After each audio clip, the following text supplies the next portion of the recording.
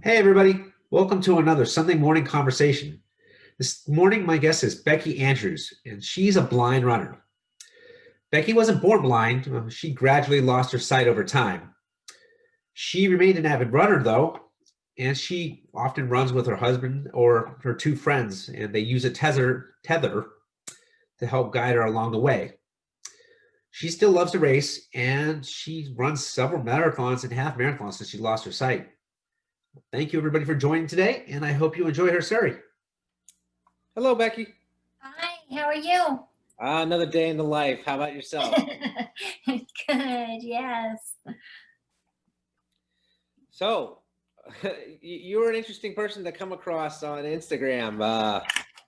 It's really hard to find blind runners and triathletes. Were you born that way, or did you lose your vision later in life? I guess probably combination. Let's see, I have retinitis pigmentosa, so was born with, It's some degenerative. vision. Yeah, it's degenerative. Wasn't aware of the limited amount of vision I had growing up. So when I was 18, actually went in. My fingers were going tingly. I went into a neurologist and he's like putting his fingers out here. How many fingers? And I'm like, I don't know. I didn't realize you were supposed to be able to see fingers out here. And so that kind of went back to the ophthalmologist. And I think my parents definitely had a sense, that something was up. I couldn't see well at night. So a journey, I guess, but have lost my vision over many years. Yeah, actually, do you know that I understand to an extent. I haven't lost my vision, but after my traumatic brain injury, I I my sense of depth perception is non-existent. My eyes don't work in tandem, and it's been 3 years. But last week, I used to be an architect, so Oh, I use Photoshop on on a daily basis, and I just realized that like seeing colors is really, I don't know if this is an eye thing or a brain thing yet, but when I was photoshopping, making little edits and everything, I I wasn't getting any changes. The picture would stay the same. And this was just a dumb luck come across this thing because there was no test for this. I completely stripped an image of all color because I was working on an ocean view. I took it all the color out and I'm like, wow, this is really dark. Because if you did a good edit in Photoshop and you took away all the color, it should have like a nice tone to it. And there were just dark spots of black, and that told me that my sense of seeing colors was way off. oh, interesting. Yeah, I mean, I didn't find that out till 3 years afterwards because I haven't been working as an architect much since my TBI. So, but I understand a lot of where you're coming from because I've got a few vision issues of my own. I think it helps to know. Do you think like that time when you go, oh, okay, this makes sense. This is like for my situation, this is why I'm tripping over things. I don't see. Yeah, this is why I keep running into columns and wall corners, right? Yeah, Yeah, yeah, that was a lot of fun until I kind of adapted to it. yeah, yeah. When you know, then you can get the tools and hmm move forward. So, have you been a runner your entire life, or did you pick that up later in life? Let's see. I remember running like college age, just kind of enjoying it. And then, kind of different times. Started running more regularly about 20 years ago, about 2000. Kind of funny story. I was running a little bit with my husband at that point. We had a tether set up, and we also do a lot of tandem biking. And so we had just gotten a new tandem bike, had clip-on pedals, and I had fallen, broken an arm, fallen, broken an arm. So I was in two casts. And and I just like, had this desire to. When you fell, did you take him down with you? Because it's a tandem bike. It's a tandem. Yep. We went down, and he bruised his hip, and we had clip-in pedals at the time. And we're just getting used to how you clip out of those and all the things being in sync with that. But that summer of having my arms broke was when I really started getting into running. Because I was like, okay, the hands don't work, but the legs work. Let's run. Yeah, your story about the clipping in reminds me of when I was learning how to first do it. One of my first rides after that, I live in Atlanta, so I was riding through the area by the Emory and the Centers for Disease Control. And it happened to be like the day that Obama was in town. So they cut off traffic as I was coming up the hill, and I didn't know how to get I fell over right in front of Obama's limo. Oh, wow. So, yeah. Is your husband your guide? Let's see. He can, yeah, we run together. I run regularly with two friends. I'm really blessed to have two friends that we run similar paces. We run, 3-4 times a week in our neighborhood. We've run, about 8 marathons together. Run Boston. We were going to run New York this year, but obviously have to put that on hold. But yeah, we have a tether and run. Majority of the time I run with them, which is such a blessing to have guides that are friends that enjoy running as much as I do. Do they trade off which one of them uses the tether with you? Yeah. Okay. Yeah. Do you do long runs with them too, or just like shorter weekday stuff? We do long runs together. Yeah. We train, we train for marathons together. We run marathons. So where are you guys, where do you live at? In Bountiful, Utah. Okay, Utah. Okay. Yeah, just north of Salt Lake. So go ahead. And then we have a home in St. George. So right now I'm in St. George, which is just outside of Zions. They have an Ironman there and a 70.3. I've always wanted to do it. Oh, yeah. In fact, it goes not too far from our house here. It's beautiful. Oh, Red Rock. Yeah, it's beautiful down here. Very nice. So what was your favorite marathon experience? Which one, or do you have multiple ones that you really enjoyed? Gosh. Yeah, I feel like each one has special aspects of it. I mean, the first one was just such a memorable experience of doing it, that whole accomplishment of doing it, realizing like, wow, we can do this. Boy, definitely Boston. I've run Boston twice. It's amazing. New York is incredible. The crowds of people cheering you on is just, the energy is inspiring. Do you have any desire to ever do Chicago?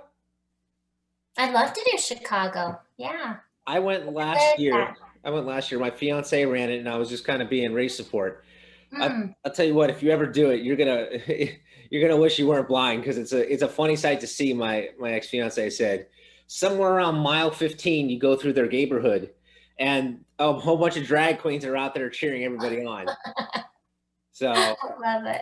Yeah, it's that I didn't get to see that particular part of the course, but she said it was really funny. Oh, the energy, huh? It's so fun at a marathon. Yeah, like Chicago, when I've ran my two, they were so much smaller marathons. I ran Birmingham and then I ran Myrtle Beach. So, they had some spectators there, but it was never, it's not one of your grand scale marathons. When we have the Peachtree Road Race down here, which is 60,000 people.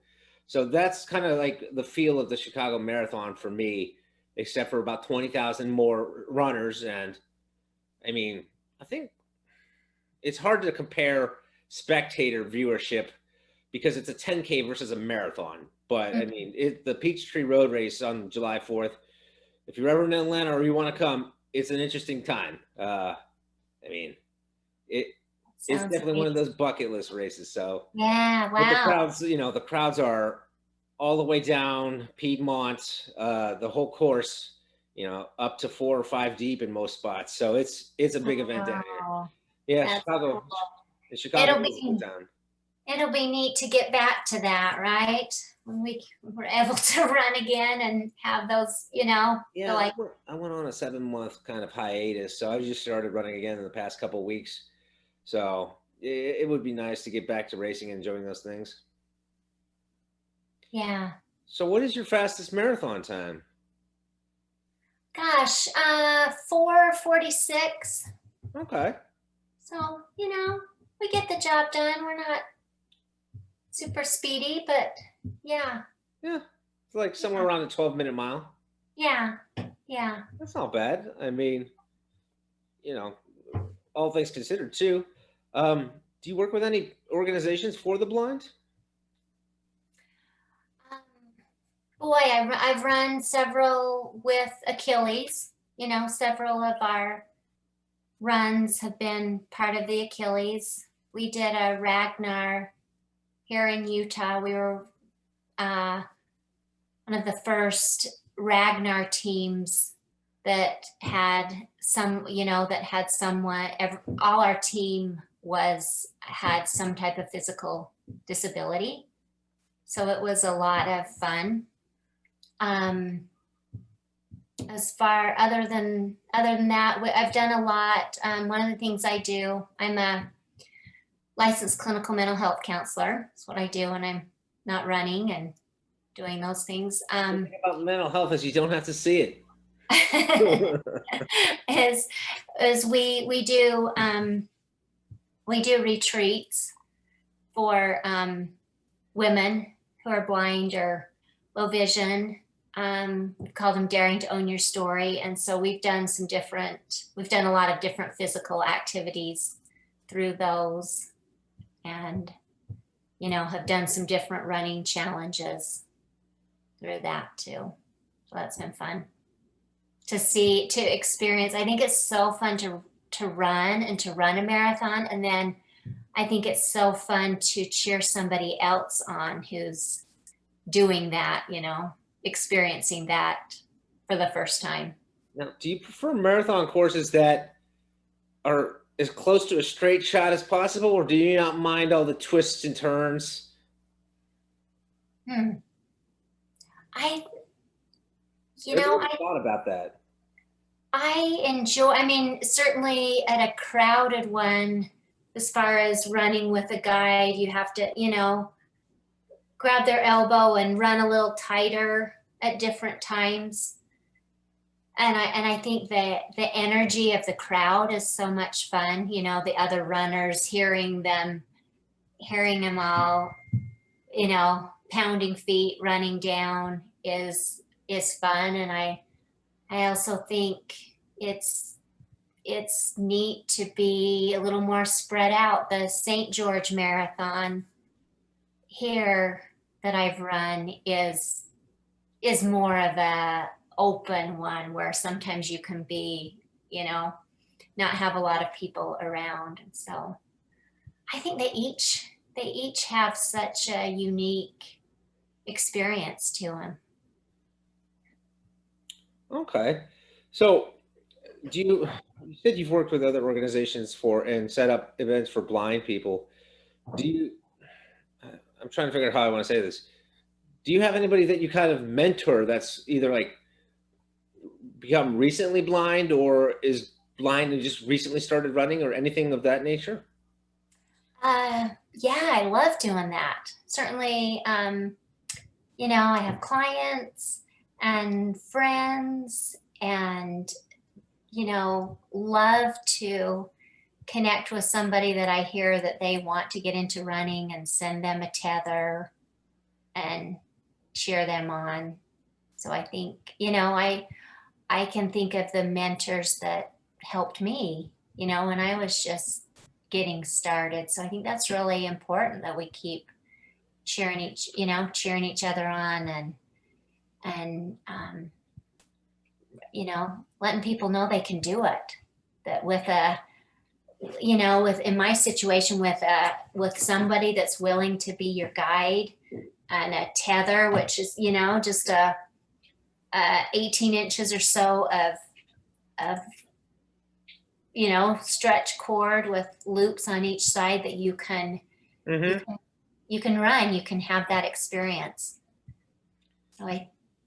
So I guess the last question I have for you is, what is something about being a blind runner that, or as many things as you would think of, that I wouldn't know or understand or ever think of that you'd like to share? Gosh. Well, I think there's a lot, like you have to have a lot of trust. Obviously, I'm, you know, holding on to a tether, and you develop a real strong connection with your guide. You know, they've got to give you verbal cues. You're feeling their movement. So just that connection and the energy that you feel towards, you know, with that other person, you have to really be in sync with that. I think it's a lot easier than some people think, you know, like at this point, most my friends that are my guides, we start off on a run, and, you know, we discuss all sorts of things. It's not like it's a friend on the discussion, other than maybe, oh, there's a, you know, there's a hole in the road, we need to, or pothole in the road, we need to veer around, or, you know, different verbals. But it's not like it's our dominant conversation. And so I think it's extremely doable for someone to do it if they love to run, to not let blindness hold them back from doing that. There's incredible organizations that if you know, don't have someone close to you or friends that you can run with,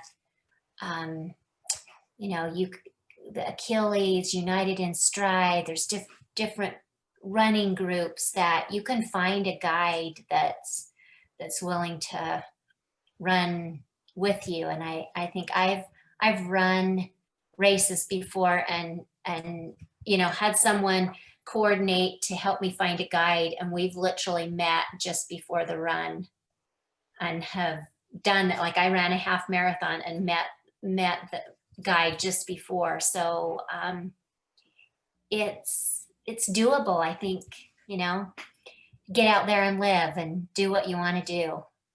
Well, if you ever come run Peachtree, I will be your guide. I've always wanted to. I learned about different guides a couple of years ago.